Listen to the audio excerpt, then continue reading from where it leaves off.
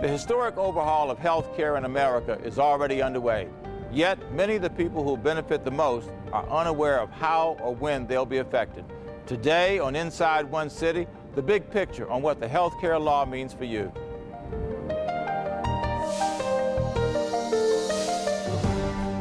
After surviving a Supreme Court challenge and a presidential election, President Obama's administration's health care law faces yet another challenge. It currently faces a public largely unaware that the so-called Obamacare is now the law of the land, and that major changes will be rolled out in the coming months. New research also suggests that most uninsured, low-income Americans who stand to benefit most from subsidized insurance have no idea when Obamacare will become available. Clearly, in this case, what you don't know can hurt you.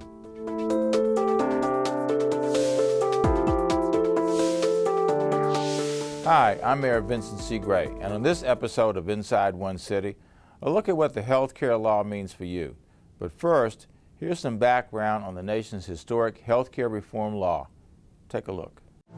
Right to adequate medical care. Healthcare is a fundamental challenge that this country's faced for a long time. Comprehensive health insurance is an idea whose time has come. Healthcare system of ours is badly broken. We have tens of millions of people without health insurance. Almost 46 million people in this country do not have health insurance, but the problem is a lot bigger than that. Many people who do have insurance still cannot afford the care that they need. We've got people who were getting a raw deal from their insurance companies. More insurance companies are putting a lifetime cap on health insurance benefits. The Friday before I was to have my double mastectomy, got a letter canceling my insurance. People with pre-existing conditions who couldn't get coverage, or their kids had pre-existing conditions and couldn't get coverage. They kept saying that it's pre-existing, but I don't know how it can be pre-existing on a baby that was just born. It is heartbreaking. The healthcare system is broken, and it caused my mother's death. I was not going to allow another decade to pass by where we kicked the can down the road because it was politically convenient to do. In order to fix our economic crisis and rebuild our middle class, we need to fix our healthcare system too. It is clear that the time has come right now to solve this problem. They have now spent months and months trying to overhaul the U.S. healthcare system. This is the most important vote of his presidency. The bill is passed. For decades, they've been trying to do it. It has now been done. I think you've got to give the president his due here. This was a very difficult fight, and ultimately, he's making good on something that he promised to do. After a century of striving, after a year of debate, after a historic vote, health care reform is no longer an unmet promise. It is the law of the land. It is the law of the land. And now for the latest developments with the historic Affordable Care Act. From the U.S. Department of Health and Human Services, the federal agency tasked with implementing the health care law. Well, lots of Americans have already benefited from the law that was signed by the president in March of 2010. We know that about 3 million young adults are now covered under their parents' policies. Millions of Americans have preventive care as part of their insurance policies with no copay and no coinsurance. Mammograms, colon cancer screenings, flu vaccines are now basically free and available to people. We know seniors with Medicare benefits have stronger benefits, better choices, lower rates, and that's about 50 million older Americans. And what we're looking forward to in 2014 is about 34 million people who have never had affordable health coverage or are in and out of the market for the first time ever having affordable, available health care. And insurance companies having to play by a new set of rules so people will be able to shop, compare prices, and get some assistance from the government in buying affordable health care. Stay with us. This special edition of Inside One City will be right back after this.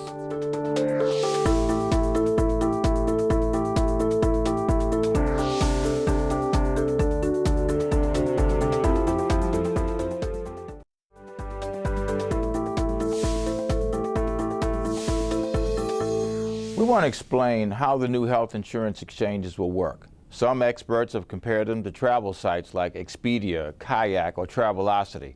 But in this case, the exchanges will be set up for you to buy health insurance rather than book airlines and hotels. To give you an overall idea of what's in store, take a look at this.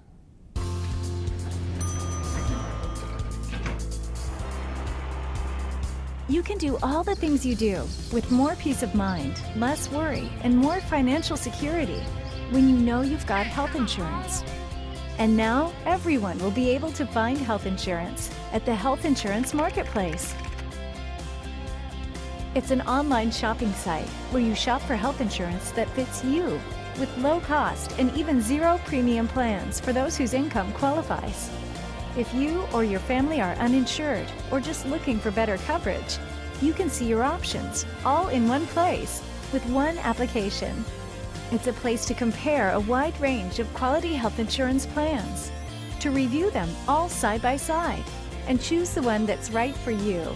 You'll find the information clear and easy to understand. You'll explore the marketplace at your own pace. You can compare prices and benefits, see an explanation of what a premium is and what a plan will cost you every month before you make a choice.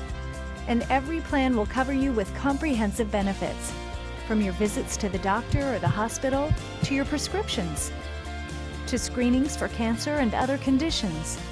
And no plan can turn you away even if you already have an illness or condition. The Health Insurance Marketplace, part of the healthcare law, opening October 1st. You can learn more right here, right now, and be ready for the new world of health insurance shopping. While some states decided to let the federal government create a one-size-fits-all exchange for their residents, the District of Columbia is building its own. Here to explain it all and all how it works is Mila Kofman, Executive Director of the Health Benefit Exchange Authority. Mila, how are you today? Thank you for having me. We're delighted to have you, and we're delighted to have you doing this in the city. You know, as I just said, some of the states are deferring to the federal government to operate their exchanges, but we have in the District of Columbia chosen to create our own tailored exchange, our own tailored marketplace. Can you tell us exactly what the status of that is at this point? Yes, it's very exciting. We're on track for open enrollment October 1 of this year. It's terrific. We are building the exchange here from the ground up with lots of community involvement from diverse stakeholders. The decisions we're making really reflect the values and the priorities of people who live and work here in the district. And who will our exchange include? Who will participate in the district's exchange? We will be serving all individuals who live in the district. We will be serving small businesses that have businesses here in the district, all of their workers. Now, we've had rather extensive health care coverage even before the Affordable Care Act came along. We were second in the nation to Massachusetts, I think, in covering adults with, I don't know, something like 93 or 94% of our people being covered. And then with children, we've been #1 in the nation with, I think, 96% of our children being covered. I say that simply to say the following, or ask the following. Do we really need an exchange in order to accomplish this? Yes, absolutely. And you're absolutely correct. Because of your leadership and the City Council leadership, we've done a whole lot to provide coverage to people who can't afford coverage. So the Medicaid, under your leadership, Medicaid was expanded to cover up to 200% of federal poverty level. The Alliance is a strong program, significant investments in community health centers to provide access to medical care to people who need it. But we still have 42,000 people without any insurance. And absolutely we need the exchange and we need the Affordable Care Act. There are lots of new consumer protections that are available under the Affordable Care Act, and there'll be lots of new options for consumers, lots of options among different health insurance companies, lots of different health insurance products at affordable prices. And so, for instance, in 2014, women of childbearing years will no longer be charged higher rates than men. People who've been turned away from private coverage in the past will be able for the first time to access coverage and get a policy of their choice, and they won't be charged higher rates so because this will kind of level out the playing field. Absolutely. It puts consumers in the driver's seat. You know, if I'm a viewer, one of the questions I have right now is, what are these plans going to look like that are part of the exchange? Can you talk a little bit about that? Yes, it's very exciting. For the first time, all health insurance coverage will be comprehensive. So everyone will have basic coverage for hospital care, access to physician visits, lab work will be covered, maternity coverage will be covered, very comprehensive coverage. So health insurance will actually start working when you're sick. Right now, we know it works for healthy people, and sometimes when a person is sick, it doesn't cover all your needs. And for the first time, it will actually work for you when you're sick. And of course, one of the other questions undoubtedly people will have is, how much will this cost? That's very exciting. Insurance companies who will be doing business here, and that's Care First and Kaiser and Aetna and United. So some of the same plans we already have? All of the same health insurance companies that we already have committed to serving people through the exchange. They've been great partners to us, so we're very excited that they're all committed to the residents and the businesses here. They've submitted their premiums for approval by the insurance commissioner, and just looking at what they've submitted, it's very exciting. Prices are very reasonable. In fact, if you are a 55-year-old woman, you can get coverage for as low as under $300 a month. And if you're eligible for premium reductions, and many people here will qualify for reduced premiums, that premium could be cut in half. So very, very affordable rates. $300 for some people is not so affordable. When you get $300 a month, people go, oh my goodness, you know, how am I going to possibly pay that? What happens if I can't afford to pay? Let's take your example, $300 a month. What if I can't afford to pay that? What do I do then? So the federal government is going to help you afford that premium. In fact, anyone who makes up to 400% of federal poverty level, so a family of four, it's about $95,000 a year. If you're a single person, it's about $45,000 a year. You will qualify for premium reductions. Once you choose the health insurance policy that's right for you, and you choose the insurance company, the federal government will pay that premium reduction directly to the insurance company. So all you have to pay is your share. And for some people, the premium will go down by as much as 50%. So is this almost analogous to what we've done historically with housing, where people would pay only a certain percentage of their income so that they can afford to live, you know, in a particular place? Yes, yes. Health insurance has to be affordable, and that's a federal standard in the Affordable Care Act. So for instance, if your employer provides coverage, there's a requirement for larger employers to make sure that that coverage is affordable. Now, you know, we've had something here called the Healthcare Alliance that's covered a lot of people who weren't otherwise covered by federal insurance of one kind or another. That has now been reduced down from what it was, you know, for several years to largely people who are undocumented. Under the Affordable Care Act, what happens to our residents who are undocumented? Well, unfortunately, undocumented people cannot come to the exchange because currently federal law prohibits us from serving undocumented people. But the Alliance is a very strong program, and anyone who comes to us who does not qualify for coverage through us will be referred to the Alliance. So we'll be continuing the Alliance then. Will it be essentially for people who are undocumented, or will it be others who will be included? It will continue to serve anyone who does not have other types of coverage, who qualifies based on income. And there's a strong commitment from you and city leaders to make sure that we continue to have a strong alliance program. So thank you very much for your commitment to doing that. Does it mean that people who may conclude that this is not affordable for them, let's go back to the $300 example, does that mean they could then just simply default to the alliance? No. So if they can't afford the coverage, and we'll help them determine, they can actually buy a catastrophic policy. And in fact, if you are under 30 years old, you can also buy catastrophic coverage. The proposed premiums are very low for that kind of coverage. You can buy a policy for as low as $95 a month. And so if you're under 30, you can buy catastrophic coverage, or if comprehensive coverage is not affordable to you.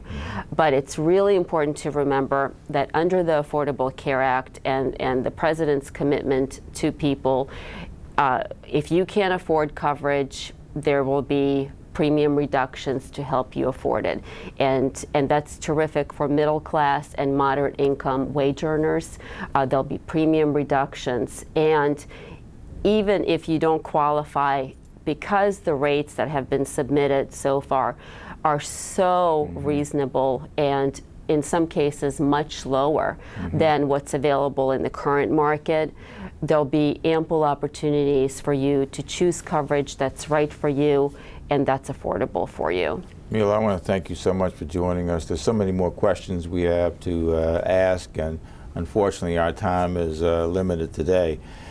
There are lots of people who want to know, individuals, how they get information, how some of our small employers small businesses will be able to get information, and we'll continue to explore this with you. So thank you very much for being with us today. Thank you. Don't go away. Inside One City, we'll be right back after this.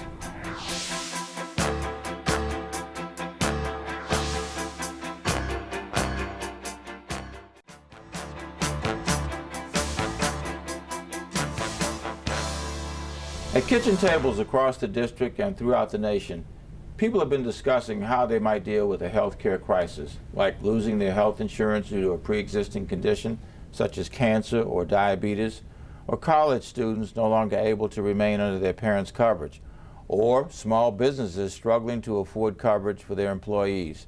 Here with us now to share her own story is Kate Turner, a D.C. resident who actually faced a predicament with her insurance. Also joining us for this segment is Dr. Mohammad Akhter, chairman of the Health Benefit Exchange Authority Executive Board. He's going to give us more on how the district's exchange reflects the needs of both the residents and business owners of our city. I want to thank both of you for joining us. Thank you. Kate, you were 24 years old, is that right? 24 years old when you lost your job and then faced a health care affordability issue. Tell us a little bit about yourself, and then we'd like to hear what happened to you at that point. I graduated from University of Maryland in 2010 with a civil engineering degree and worked as a civil engineer for a firm that was based out of Arlington.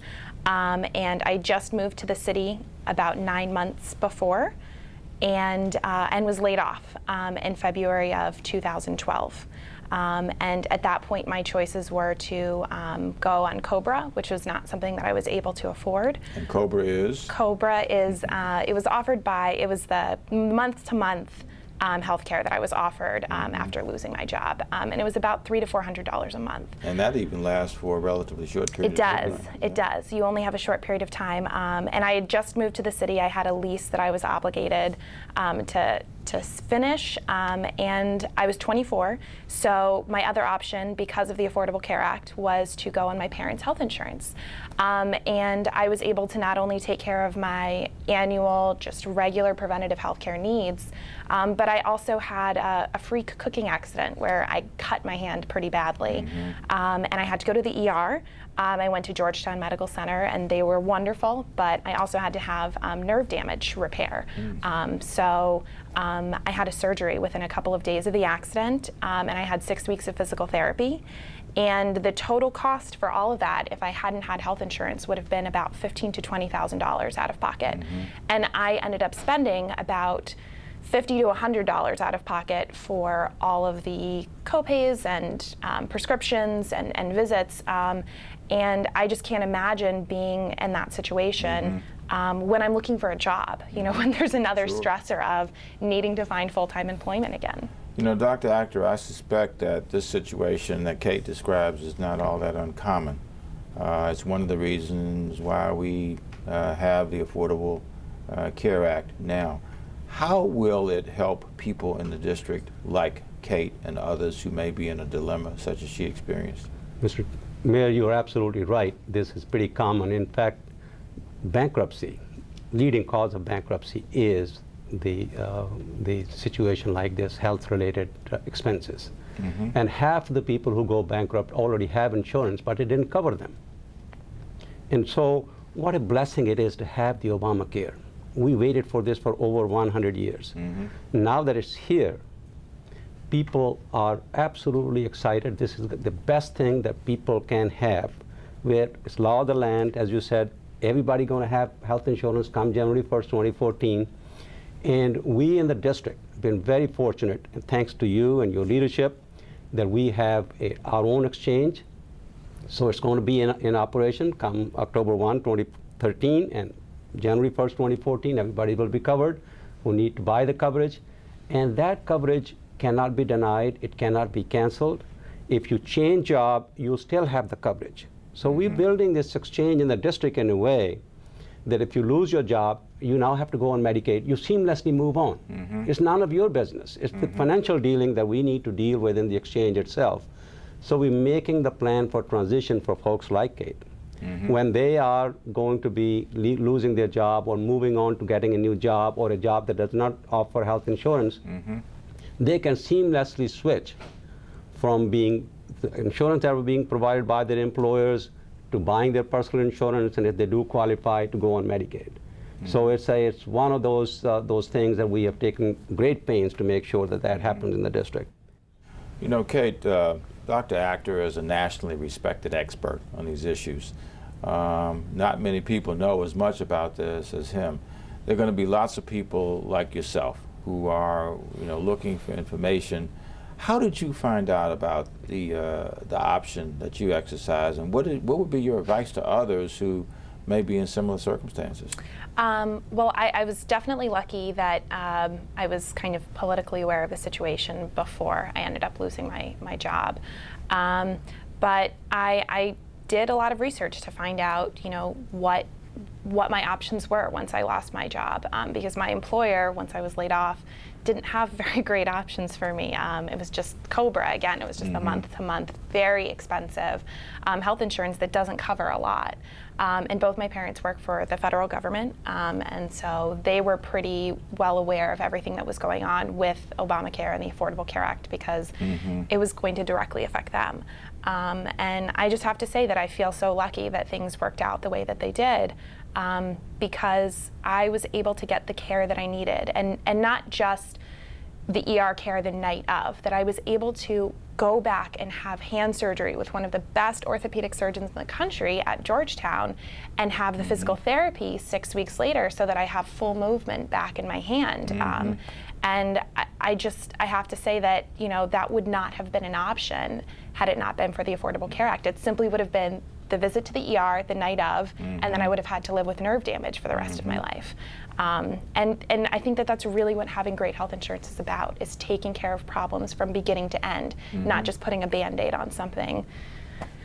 How will the exchange, Dr. Akhter, you've been involved with this now since the inception of our efforts here in the city, and have helped to, nurture and guide this whole effort along. How will the exchange benefit, citizens, residents like Kate, who may even have these benefits and options available, but may just not know about it? Yeah. Mr. Mayor, we made special provisions in our programs. We set aside $10 million to do public education, and we're going to do this through community-based organizations, through faith community, through the business community such as Chamber of Commerce, Restaurant Association. So we've been in touch with those folks because we want to reach everyone that we can reach with the information, which says, folks, for the first time, there's insurance available that is of quality. We have inspected that. These are quality plans. They're going to be there when you need them. They are affordable. And if you can't afford it, there will be a subsidy available for you to have it. It's very important that you have an insurance. This case particularly illustrates to us that we are all one paycheck away from getting into financial difficulty. So it's very important to really build a fire hydrant before something happens to your home. Absolutely. It's important to really have insurance. So we will be reaching out to every member of our community to make sure that they get the insurance. I want to make one more point, and that is, in addition to 42,000 people who are uninsured, there are another people who are underinsured. Which means they don't really have enough to cover themselves. They don't have enough to cover them, or there's such a high deductible on the front end. You know, if there's $5,000 deductible, you're just going to wait it out rather than go to the emergency room and get it taken care of. And so we want to make sure that those people get the benefit. They get the quality plan. As Mila was saying earlier, these plans have been checked out. They provide comprehensive services, and they are going to be there when you need them. Dr. Akhter, are there things that people can do right now, a website or other sources of information, so that we make sure that everybody possible learns about this new benefit? Yes, people can go to the website. They can go to the federal government's website, or they could go to our own website, which is very comprehensive. We're putting every day new information on. It's dchbx.com. dchbx.com. And that's the website where all the information is available, what's going on. So the idea will be to really bring every single individual into the market, into the insurance market, so they have the insurance, they were covered, and as a result, the whole city is going to have a better quality of life. Everybody's covered. Well, we're very excited about this. As you know, we worked hard to try to bring health care insurance and coverage to people even before the Affordable Care Act. Now, hopefully, this will close the loop on those who may not have had coverage. I want to make one point that you asked Mila Kofman, what difference it makes if we had a federal exchange versus if we have our own exchange. I want to tell you it makes a great difference. Great difference in the lives of the people who need care.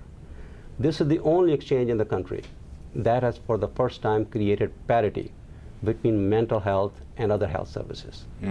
People can go and have unlimited visit for mental health or substance abuse treatment when they want it. And this is quite different than anywhere else where the visits are limited. And we know mental health conditions you can't cover by 4 visits.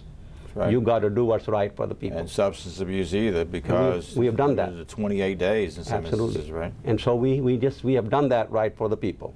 The other issue I already told you, the people's lives are in transition. Today they have a job, tomorrow they don't have a job. Today they are on the parents' insurance, tomorrow they don't have it.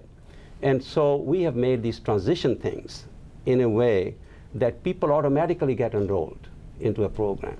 They don't have to come down. They'll have 60 days to make a change if they want to make a change, but we'll automatically move them. So everybody stays covered, and that's quite unusual. It would not have happened if we would not have our own exchange. We were not concerned about our own people, or recognizing people forget. That's not the first thing. They get up in the morning and say, hey, wait a minute, I'm going to buy health insurance today. To say the least. So we will be watching on behalf of them. And that really goes great to your leadership, although we are a small jurisdiction, but we took the action like the big states are unable to do, and that is to make sure our people get the best benefit, all the protection that Obamacare offers. Well, if we do it right, the principles that evolve from this rather small jurisdiction will be applicable anywhere, no matter how large they may be. Listen, I want to thank both of you for joining us. You, Kate, for your personal story, and Dr. Akhter for your expert professional leadership in helping us get to where we are today. We're looking forward to having one of the best exchanges in America. Stay with us. Inside One City, we'll be right back after this.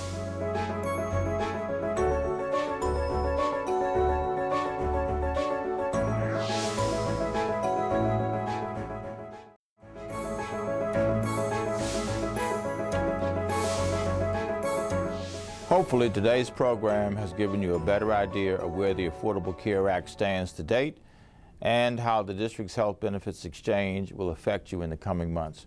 For more information on the issues and timelines discussed on the program, visit the website at dchbx.com. Thanks for watching Inside One City. I'm Mayor Vincent C. Gray, and we'll see you again next time on DCN, the District of Columbia Network.